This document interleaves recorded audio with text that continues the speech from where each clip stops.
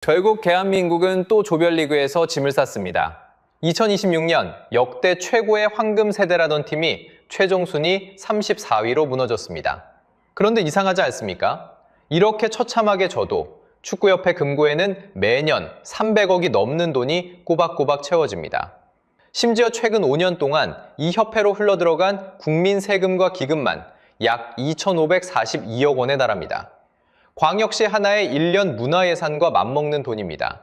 여러분이 무심코 산 복권 한 장, 매달 내는 세금의 일부가 바로 여기로 들어갑니다. 홍명보 감독이요? 상식적으로 생각해보세요.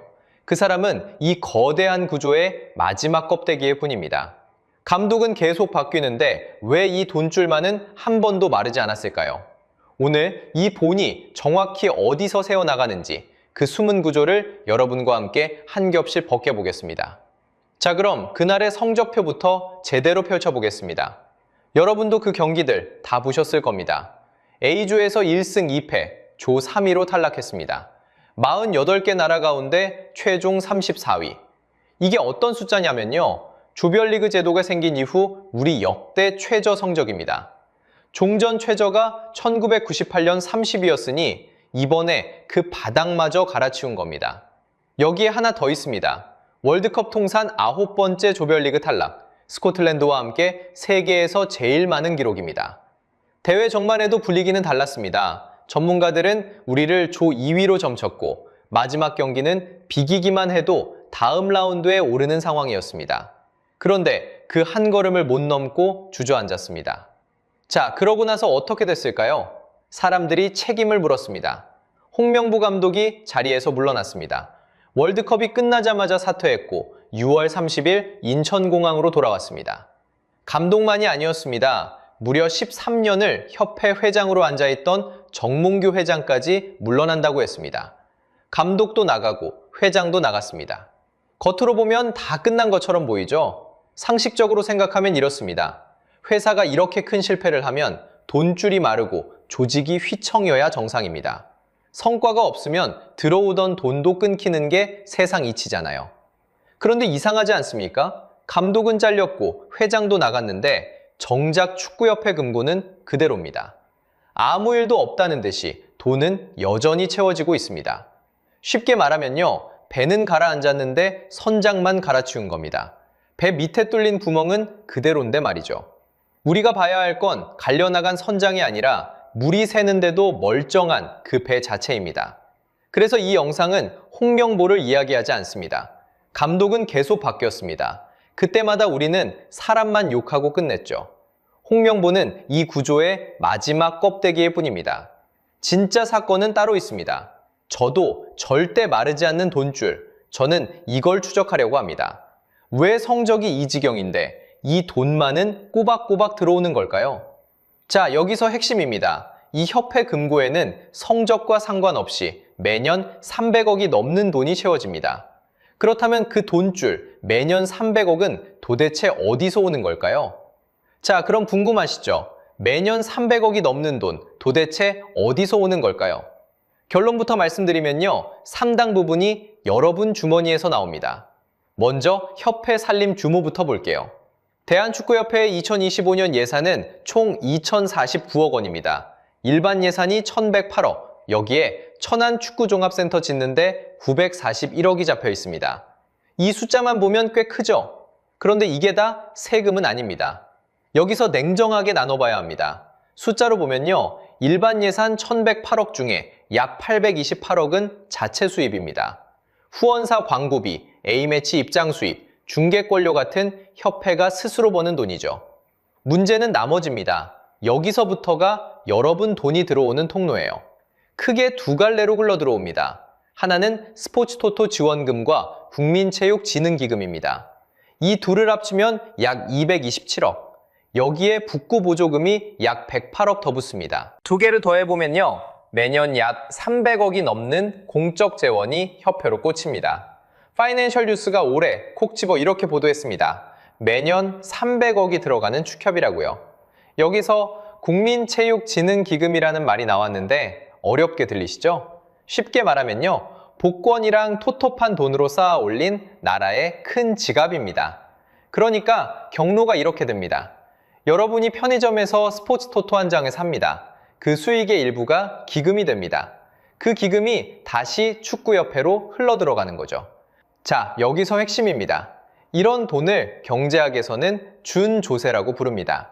쉽게 말하면요, 세금이라 이름 붙지는 않았지만 국민이 사실상 부담하는 돈이라는 뜻입니다. 이쯤에서 이런 분들 계실 겁니다. 에이, 나는 축구 안 보는데 그게 나랑 무슨 상관이야? 이러시는 분들요. 그런데 상관이 있습니다. 여러분이 토토를 한 번도 안 샀어도 국고보조금 108억은 나라 예산에서 나갑니다. 그 나라 예산은 결국 우리가 낸 세금이거든요. 그러니까 축구를 보든 안 보든 이 돈줄에서 자유로운 국민은 없다는 얘기입니다. 축구 팬만의 문제가 아니라 납세자 전체의 문제인 거죠. 그럼 이게 한두의 얘기냐? 아닙니다. 더 스쿠프 보도를 보면요, 최근 5년간 이 협회로 투입된 공적 자금이 약 2,542억 원입니다. 5년에 2,542억. 이걸 사람 수로 바꿔보면 감이 옵니다. 웬만한 중소도시 시민 전체에게 한 사람당 몇만 원씩 걷어넘긴 셈이거든요. 자, 그럼 이 돈이 성적하고 아무 상관이 없다는 게 왜 문제일까요? 여기서부터가 진짜입니다. 돈은 이렇게 꼬박꼬박 들어옵니다. 이기든 지든 관계없이요. 그런데 정작 그 돈으로 앉힌 강독은 도대체 어떤 사람이었을까요?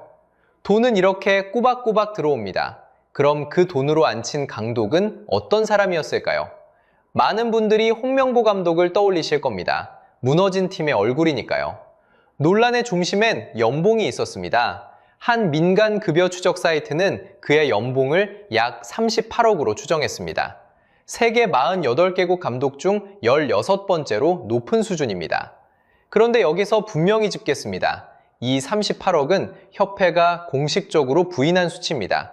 협회는 알려진 20억대와 크게 다르지 않다고 반박했거든요. 그러니 확정된 금액은 아닙니다. 하지만 38억이든 20억대든 문제의 본질은 액수가 아닙니다. 성적표를 보시죠. 홍명보 감독은 2014년 브라질 월드컵도 조별리그에서 짐을 쌌습니다. 쉽게 말하면요, 그가 이끈 월드컵 본선은 두 번 다 조별리그 탈락입니다. 지휘봉을 잡았던 큰 무대에서 두 번 다 문턱을 못 넘은 거죠. 이번 대회는 기용 논란까지 겹쳤습니다. 마지막 남아공전, 우리는 손흥민을 선발해서 뺐습니다. 손흥민은 2014년 이후 월드컵 본선에서 12경기를 연속 선발로 뛰었던 선수입니다. 그 연속 선발 기록이 하필 가장 절박한 남아공전에서 멈췄습니다. 앞선 멕시코전에서는 후반 이른 시간에 손흥민을 빼기도 했습니다. 에이스를 두고 오락가락한 셈이죠. 사태 회견은 더 허탈했습니다. 모든 책임은 나에게 있다고 말했습니다. 그런데 그 입에서 더위 같은 외부 요인이 함께 흘러나왔습니다. 책임을 진다면서 밖을 가리킨 셈입니다. 여러분이 회사에서 이런 상사를 봤다고 생각해보세요. 성과는 최악인데 내 탓은 아니라고 합니다. 얼마나 답답하겠습니까? 국민이 느낀 감정이 딱 그거였습니다. 자, 여기서 핵심입니다. 이런 자리를 경제학에선 도덕적 해이라고 부릅니다. 쉽게 말해 실패해도 내 손해가 아니니 절박하게 뛸 이유가 사라지는 겁니다. 생각해보세요. 클린스만과 홍명보 두 감독의 위약금만 합쳐도 110억이 넘습니다. 실패해도 위약금까지 챙겨나가는 자리라면 누가 목숨 걸고 뛰겠습니까? 그래서 저는 이렇게 봅니다. 요리가 최악이면 재료를 탓할 게 아닙니다. 요리사를 봐야 하고 그 요리사를 뽑은 주방장을 봐야 합니다. 홍명보는 이 구조의 표면일 뿐입니다. 그런데 왜 하필 홍명보였을까요? 왜 이 사람이어야만 했을까요? 이 질문 하나에 이 영상에 진짜 핵심이 숨어 있습니다. 자, 이제 돈을 직접 뜯어보겠습니다. 성적과 상관없이 매년 협회로 들어오는 공적 자금이 약 300억 원입니다. 여러분, 세금과 복권, 토토에서 나온 돈이죠? 300억. 큰 돈처럼 들리시죠? 그런데 이 돈은 통장에 쌓여 있지 않습니다. 들어오는 순간부터 정해진 곳으로 빠져나갑니다. 하나씩 따라가 보겠습니다. 먼저 대회와 대표팀 운영비입니다. 소집, 이동, 훈련, 숙소, 장비. 대표팀 한 번 꾸리는 데만 상당한 돈이 들어갑니다. 여기서 큰 몫이 빠집니다. 다음은 인건비입니다. 협회 행정직원, 각급 대표팀 스태프, 조직을 굴리는 고정비죠. 이 돈은 경기 결과와 아무 상관없이 매달 나갑니다. 그리고 감독과 코치 몸값이 있습니다. 여기서 잠깐 멈춰보겠습니다. 감독 한 명 값이 생각보다 훨씬 큽니다. 자, 여기서 핵심입니다. 감독은 성적이 나쁘면 갈립니다. 문제는 갈릴 때마다 돈이 또 나간다는 거예요. 위약금입니다. 쉽게 말하면요, 계약 기간을 못 채우고 내보내면 남은 계약만큼 물어줘야 합니다. 일을 안 시켜도 돈은 나가는 거죠. 숫자로 보면요, 클린스만 감독 한 명 경질하는데 위약금이 약 70억이었습니다. 여기에 홍명보 감독까지 합치면 위약금만 최소 110억이 넘습니다. 110억. 이건 잘해서 준 돈이 아닙니다. 이기라고 뽑은 사람을 못 이겨서 내보내는데 든 돈입니다. 실패의 비용인 셈이죠. 자, 그럼 다 같이 계산해 보겠습니다. 300억이 들어왔습니다. 운영비 빼고, 인건비 빼고, 감독 몸값에 위약금까지 뺐습니다. 그런데 정말 중요한 건 여기부터입니다. 지금 뺀 이 돈들, 성적이 실패해도 하나도 안 줄어듭니다. 저도 그대로 나갑니다. 위약금은 오히려 질수록 늘어나고요. 그럼 여러분이 이 300억으로 돌려받은 건 뭘까요? 34위, 조별리그 탈락이었습니다. 결국 돈은 다 나갔는데 국민 손에 돌아온 성과는 0에 가깝습니다. 이걸 경제학에서는 매몰 비용이라고 합니다. 이미 나가버려 되돌릴 수 없는 돈이에요. 위약금 110억이 딱 그겁니다. 다시는 못 돌려받습니다. 더 답답한 건 여러분 처지입니다. 성적이 마음에 안 든다고 다른 대표팀으로 갈아탈 수가 없어요. 대한민국 국가대표는 세상에 딱 하나뿐이니까요. 이런 구조를 포로시장이라고 합니다. 다른 선택지가 없어서 마음에 안 들어도 울며 겨자 먹기로 계속 값을 치러야 하는 구조죠. 지금 여러분이 딱 그 자리에 있습니다. 게다가 이건 한두 번이 아닙니다. 2002년 히딩크 이후 임시 감독까지 합쳐 무려 18명이 대표팀을 거쳐갔습니다. 정식 감독 12명만 따져도 평균 재임이 1년 8개월입니다. 뽑고, 실패하고, 위약금 주고 내보내고, 또 뽑고. 다시 말해 실패가 곧 비용입니다. 그리고 그 비용은 언제나 국민이 떠왔습니다. 그럼 여기서 진짜 질문이 생기죠. 이렇게 돈이 새는데 왜 아무도 이 흐름을 안 끊을까요? 답은 간단합니다. 이 돈줄을 쥔 손이 따로 있기 때문입니다. 자, 여기서 핵심입니다. 감독은 계속 바뀌었는데요. 이 돈줄을 통째로 쥔 손은 13년째 그대로였습니다. 정몽규 회장 이야기입니다. 정몽규 회장은 2013년에 취임했습니다. 그리고 2026년 사퇴하기까지 무려 13년을 자리에 있었습니다. 감독은 12번 넘게 갈렸는데요. 회장은 4번 연속 당선됐습니다. 감독은 성적이 나쁘면 잘립니다. 그런데 회장은 왜 안 잘렸을까요? 상식적으로 생각하면 이상한 일이잖아요. 답은 회장을 뽑는 방식에 있습니다. 회장은 국민이 뽑지 않습니다. 선거인단이라는 사람들만 투표합니다. 2025년 2월 선거를 볼까요? 선거인단은 딱 192명이었습니다. 수천만 축구팬 중에 오직 192명. 이 좁은 방 안에서만 회장이 결정됩니다. 그중 183명이 투표했고요. 정몽규 회장은 156표를 가져갔습니다. 숫자로 보면요. 유효표 182표 가운데 156표, 득표율 85.2%입니다. 경쟁자였던 허정무 후보는 15표, 신문선 후보는 11표에 그쳤습니다. 사실상 경쟁이 없었던 셈이죠. 이걸 경제학에서는 진입장벽이라고 부릅니다. 쉽게 말하면요. 좁은 문을 세워서 바깥 사람이 못 들어오게 막는 겁니다. 선거인단이라는 문이 딱 그렇습니다. 밖에서 아무리 국민이 분노해도요.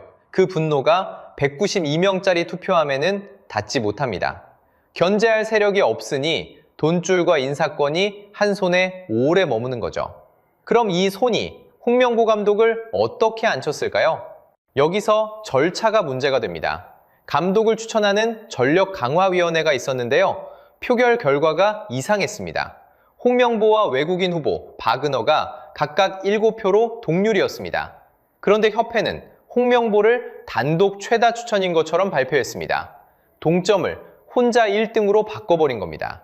더 이상한 건 면접입니다. 외국인 후보들은 정식 면접을 봤는데요. 유독 홍명보만 면접이 면제됐습니다. 게다가 추천권도 없는 이임생 이사가 직접 부탁해서 선임했습니다. 그래서 문화체육관광부가 특정 감사에 들어갔습니다. 결과가 어땠을까요? 감독 선임과 보조금 집행 등에서 위법하거나 부당한 사항이 무려 27건 적발됐습니다. 문체부는 정몽규 회장을 포함한 책임자들에게 자격정지 이상의 중징계를 요구했습니다. 안에서도 폭로가 나왔습니다. 박주호 전 위원은 외국 감독에겐 무조건 흠을 잡았다고 증언했습니다. 물론 협회도 가만히 있진 않았습니다. 문체부 조치가 부당하다며 소송을 냈거든요. 2026년 4월 서울행정법원은 문체부 손을 들어줬습니다. 조치가 적법하다는 1심 판단이었습니다. 그런데 여기서 분명히 짚겠습니다. 이건 1심일 뿐입니다. 협회가 곧바로 항소했기 때문에요. 아직 최종 확정된 판결이 아닙니다.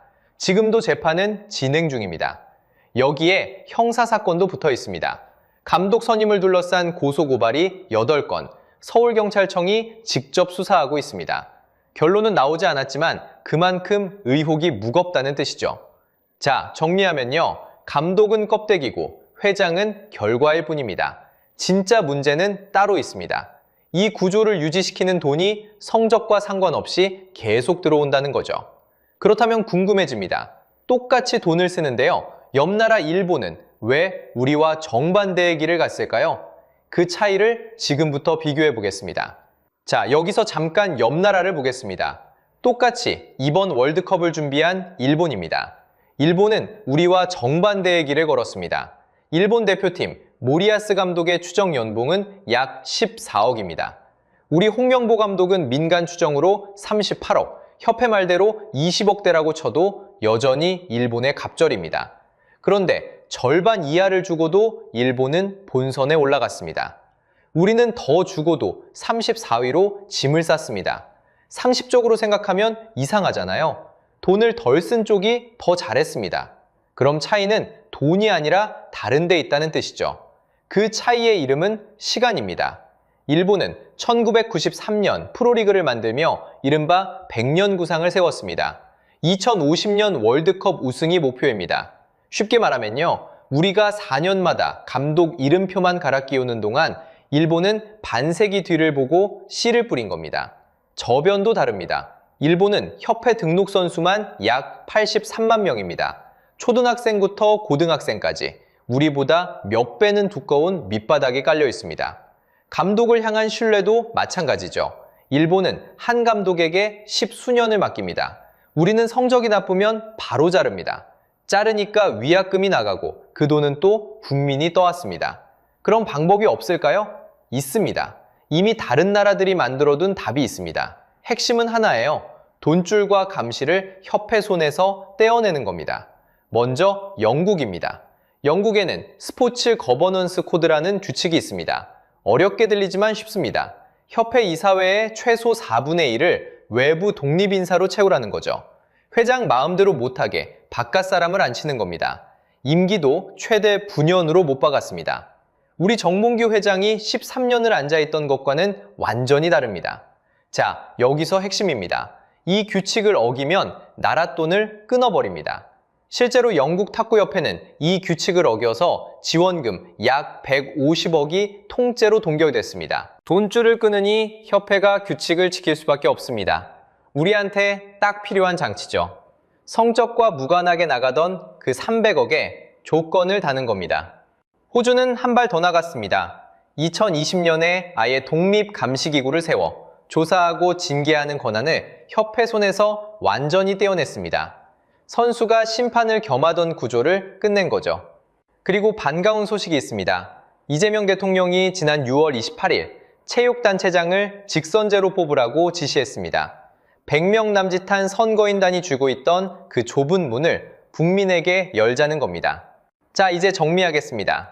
감독은 표면이고 회장도 결과일 뿐입니다. 진짜 문제는 저도 마르지 않는 이 돈줄이었습니다. 그리고 이건 처음이 아닙니다. 2002년 4강 신화 뒤에 2014년에 또 무너졌고 2026년 지금 또 무너졌습니다. 공교롭게도 딱 12년 주기입니다. 구조를 안 바꾸면 답은 정해져 있습니다. 4년 뒤 이름만 다른 또 하나의 홍명보가 등장합니다. 또 지고 또 위약금이 나가고 그래도 300억은 채워집니다. 그래서 해법은 세 가지로 좁혀집니다. 첫째, 나라 돈을 조건 없이 주지 말고 영국처럼 규칙을 어기면 끊어야 합니다. 둘째, 감시기구를 협회 바깥에 두는 겁니다. 셋째, 회장을 국민이 뽑는 직선제로 바꾸는 거죠. 자, 그래서 여러분께 묻고 싶습니다. 성적이 어떻든 매년 꼬박꼬박 나가는 이 300억, 여러분은 끊어야 한다고 보십니까? 아니면 그래도 지원은 이어가야 한다고 보십니까? 생각을 댓글로 꼭 남겨주세요. 그리고 오늘 본 이 300억은 사실 더 큰 지도의 한 조각일 뿐입니다. 스포츠토토와 국민체육진흥기금이라는 거대한 돈이 어디서 만들어져 어디로 흘러가는지 그 전체 지도를 다음 영상에서 펼쳐보겠습니다. 기억하십니까? 우리는 이 이야기를 한마디로 시작했습니다. 저도 돈은 들어온다. 여기까지 보신 여러분은 이제 그 한마디가 무슨 뜻인지 정확히 아실 겁니다. 오늘 영상이 유익하고 재밌으셨다면 구독과 좋아요 부탁드리겠습니다. 영상 제작에 큰 힘이 됩니다. 다음 영상에서 뵙겠습니다.